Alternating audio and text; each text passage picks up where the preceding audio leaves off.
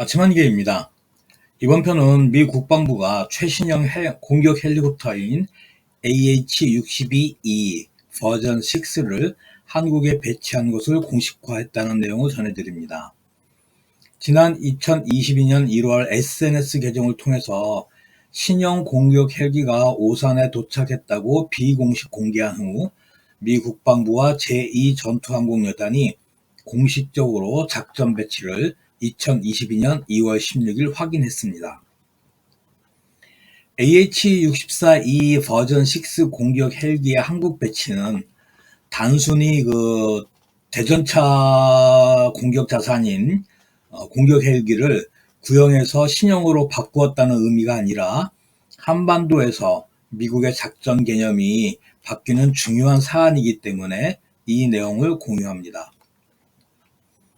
미 국방부는 2022년 2월 16일 현지 시간으로 이와 같은 관련된 사진을 이제 공식 계정을 통해서 공개를 했으며, 이에 따르면 AH-64E 버전 6가 배치된 부대는 주한미육군 제2보병사단 예하 제2전투항공여단의 제4대대입니다. 이번에 전력화가 되어 작전 배치된 기체는 DD-001번부터 DD-06까지 총 7대입니다.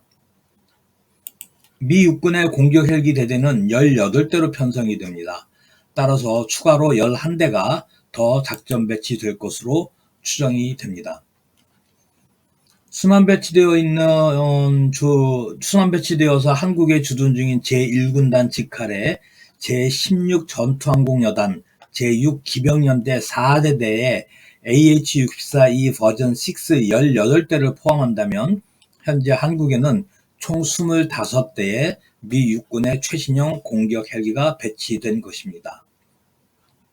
우선 공개된 사진을 좀 설명을 드리면, 제4대대는 6장의 버전 6 사진을 한국 시간으로 22년 2월 18일 공개를 했습니다. 또한 기존에 운용을 하던 AH-64D의 한반도 마지막 비행사진도 게시를 했고요. 여기에 전방 보급 재급유 FARP라는 훈련 사진도 공개하면서 AH-64E 버전 6의 작전 배치 내용을 함께 밝혔습니다. 현재 제2전투항공여단은 주한미 8군 사령관인 윌라드 벌슨 중장이 2월 16일 제2전투항공여단을 방문하여 AH-64E 버전 6 공격 헬기를 둘러보고 시뮬레이터를 확인했다고 밝혔습니다. 미 8군 사령관의 이 버전 6 공격 헬기에 대해서 뭐라고 얘기를 했냐면, 한반도의 준비 태세를 증가시키고 주한미군의 임무 능력을 강화시킬 것이라고 밝혔습니다. 이는 주한미 8군에서 이 버전 6 공격 헬기에 상당한 관심을 갖고 있는 것으로 볼 수 있겠습니다. 그렇다면 주한미군은 왜 버전 6 공격 헬기의 작전 배치를 민간인한테, 일반인에게 공개를 했을까? 그 의미를 분석을 해보겠습니다. 우선 AH-64E 버전 6와 기존의 아파치 공격 헬기의 차이를 조금 알아야 합니다. 버전 6는 기존의 헬기보다 화력 통제 레이더의 탐지 거리가 확장이 되었습니다. 기존의 8km에서 16km로 늘었고요. 화력 통제 레이더에 의한 해상 위협 탐지와 조준이 가능합니다. 공개된 사진에서 보면 아산만 앞에서 지도가 그려져 있는 그런 사진이 한 장이 맨 앞부분에 있었습니다. 그 다음에 유무인 협력의 운영거리 향상이 되었고 무인기로 운용을 한다라는 얘기입니다. 그 다음에 AGM-114R 헬파이어 2 미사일, 그러니까 헬파이어 로메오라고 불리우는 공대지 미사일 버전의 장착이 가능하고, 이 미사일은 사정거리가 8km입니다. 무유도 로켓 런처가 개량이 되었고요. 링크 16의 단말기와 병사용 무전기가 통합이 되었다는 얘기입니다. 이 얘기는 미 공군의 제이텍이나 미 특수전사령부의 소텍과 협동 업무가 가능하다라는 것을 의미하겠습니다. 결국 기존의 아파치 헬기와 이름만 같을 뿐 사실상 성능과 기능이 다른 공격 헬기라고 봐야 되는 겁니다. 이 문제에 대해서 군사적인 평가를 좀 해보면, 우선 AH-64E 버전 6의 군사적 의미는 크게 세 가지로 나눌 수 있을 것 같습니다. 표적의 탐지거리가 확장되었다는 것은 탑재되는 무장의 사정거리도 그만큼 함께 확장이 되어 원거리 공격력이 향상되었다는 것을 의미합니다. 두 번째는 무인기를 운용한다는 것은 정찰 및 공격의 범위가 무인기의 항속거리만큼 증가하였고, 또한 운용 가능한 무장이 무인 공격기에 장착된 무기를 포함하므로 가용할 수 있는 공격 무기가 대폭 늘었다는 것을 의미한다고 하겠습니다. 링크 16을 탑재했다는 것은 미 공군의 제이텍과 특수전부대의 소텍과 교신이 가능하며 미 공군 전투기와 합동작전 및 특수전 작전을 지원할 수 있다는 것입니다. 번외로 아까 말씀을 드렸지만 해상 위협 탐지와 조준이 가능하다는 얘기는 해상 작전도 수행을 할 수 있다는 뜻입니다. 이와 같은 성능을 한반도에 적용을 해보면 다음과 같습니다. 우선 탐지거리 확장에 대해서 한 예를 들어드리면, 전시에 북한군 기갑 세력의 주력인 제820 전차군단이 서부전선의 휴전선으로 접근을 할 경우 동두천의 구암리나 파주시 법원읍 상공에서 휴전선을 넘기 전에 북한 전차에 각각의 단차를 식별이 가능하다는 것을 의미합니다. 또한 탑재된 무장이 사정거리 8km짜리인 AGM-114R 헬파이어2이므로 연천군 적성면 상공에서 북한군 전차를 공격할 수 있다는 뜻입니다. 이 경우 북한 보병이 휴대하고 있는 또는 북한군 전차 포탑에 탑재되어 있는 휴대용 대공미사일인 화승총의 사거리 바깥에서 북한 전차를 공격할 수 있다는 것이 됩니다. 화승총의 사정거리는 정확히 공개된 것이 없습니다. 그러나 원본인 러시아의 이글라를 북한이 복사한 것이고, 이글라의 가장 최신형인 SA-23 러시아 제식명으로 9K338 이글라 S의 사정거리가 6km 정도밖에 안 되기 때문에 사정거리 바깥에서 북한군 기갑 세력을 충분히 공격할 수 있다는 의미가 될 것 같습니다. 그렇다면 AH-64E 버전 6 공격 헬기와 무인기의 조합은 어떻게 될 것인가? 사실은 이 부분이 가장 무서운 부분입니다. 우선 미 육군은 지난 2021년에 AH-64E 버전 6 공격 헬기에서 RQ-7BV2 블록 3 섀도우라는 무인기를 통해서 표적 획득과 전술 정찰 무인기의 실증 시험을 마쳤습니다.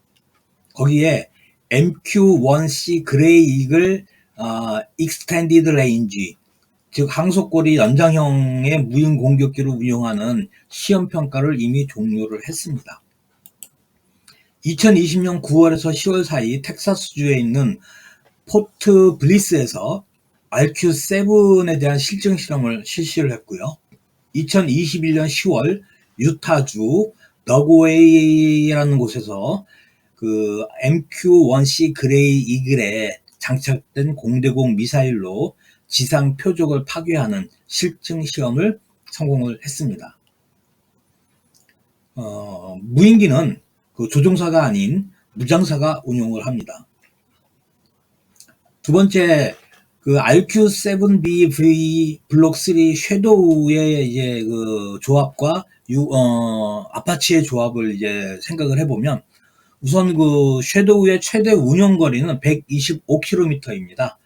미 육군은 이 정찰기의 운용에 관해서 지휘관의 전장 상황 인식을 증진시키고 광범위한 지역에서 표적을 획득하며 특히 고가치 표적을 추적하고 아파치와 함께 유무인팀을 이루어 공대지 미사일의 표적을 지시하는 임무에 활용한다고 밝히고 있습니다. 만약 AH-64E 버전 6 공격 헬기가 강원도 철원 상공에서 RQ-7 섀도우 정찰기를 통제한다면 그 정찰 범위가 북한의 금야군, 양덕군, 평양시 남부, 강서군으로 이어지는 축선의 남쪽 모두를 정찰할 수가 있습니다. 이 지역은 북한군의 최전방 군단인 전현군단과 제2파 후속 부대들의 주둔지이며 미사일과 장거리 로켓을 운영하는 전략군 제1제대와 제2제대가 주둔을 하는 지역입니다. 두 번째 MQ-1C 그레이 이글과 아파치의 조합을 보면 우선 그레이 이글의 최대 작전 거리는 한 400km 정도 됩니다. 항속거리는 5000km 이상이나 통신의 문제 때문에 통제거리, 작전 통제거리와는 조금 다른 개념입니다. 그러나 공식적으로 제조사나 미 육군은 그레이 이글의 작전 거리를 공개한 적은 없습니다. 이 400km는 공개된 다른 지원을 갖고 추론을 한 겁니다. 그 주익 밑에 4개의 무장 장착대가 있으며 여기에 AGM-114 헬파이어 공대지 미사일 4발 또는 AIM-92 스팅어 공대공 미사일 8발을 장착을 할 수 있고 특수목적 임무를 수행할 경우 GBU-44B 바이퍼 스트라이커라는 폭탄을 4발을 장착을 할 수가 있습니다.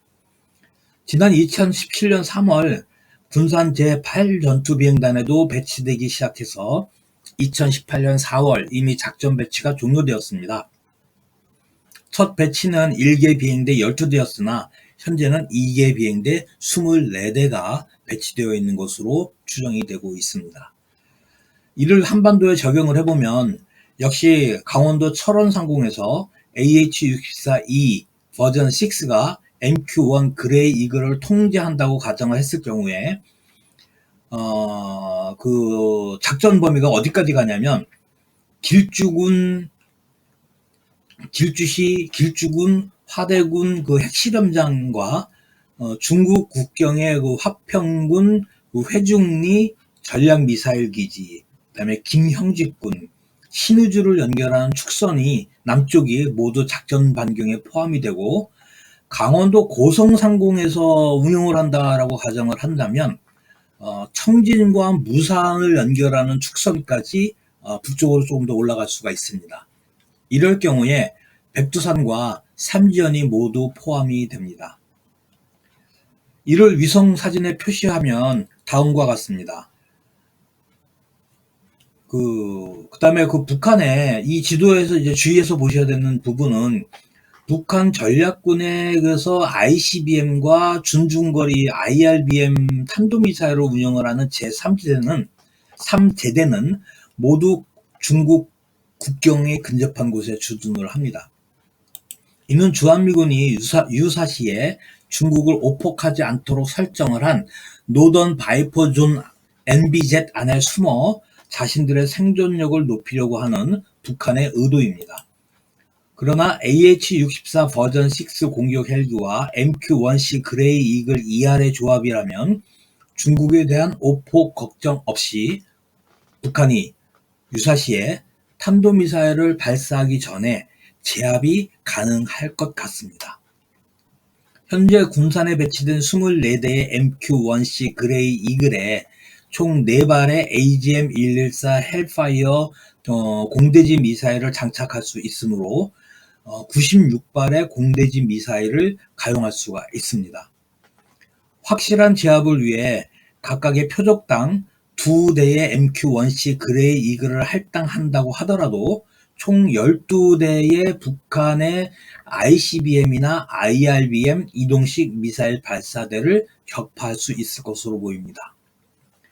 2022년 1월 30일 북한이 화성 12 준중거리 IRBM을 발사한 이후 주한미 공군의 움직임과 2월 17일 주한미군 사령부가 AH-64E 버전 6의 작전 배치를 공개한 미국의 의도가 이제 본인은 이해가 되는 부분이 있습니다.